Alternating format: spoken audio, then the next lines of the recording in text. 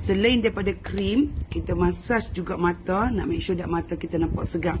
Antara cara masaj mata adalah you all tengok ni. Jari ni untuk mata. Tekan point ni. Tekan. Bagi blood circulation dia. Okay. Tekan sini. Naik ke atas. Kalau you all my cream pun you all boleh pakai ni. Tekan kat sini. Okay. Choose the right eye cream untuk make sure that mata you all tak ada dark circle. Invest dalam eye cream. Dia function sangat-sangat untuk pastikan mata kita tak nampak lebam.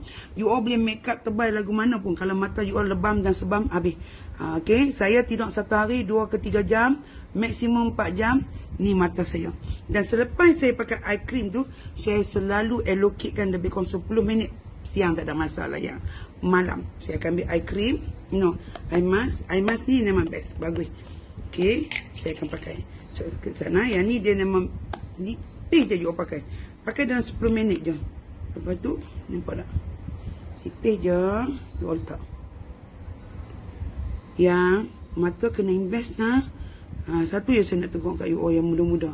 Apakah lagi yang dah berusia? Yang muda-muda tolong invest dah untuk mata.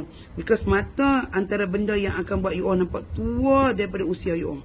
Mata. Dari kerana mata yang mempunyai kuasa.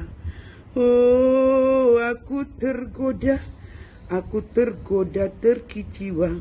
Dari kerana mata. So, make sure that you all nak ambil keluar ni. Dia ada dia punya pungkuk ni. Tapi kadang-kadang saya suka pakai tangan. Supaya you all tengok nanti. So, tangan kena bersih. Tangan bersih. You all pakai ni 10 minit lah. Kadang aku terlena macam tu je pakai dah. You all invest dalam produk yang untuk mata. Okay, pasal apa? Yang ni. Okay, penting sangat-sangat. Biar kat 10 minit. Balance dia. Ni.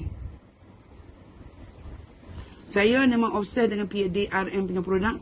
And you all kena take note lah. PDRN memang trend sekarang. Dia ada DNA segment yang ni bantu untuk mata kita nampak lagi sekarang. You all dah obses dengan kulit saya. Tapi ramai mesej hati macam mana dengan keadaan you tidur tak cukup.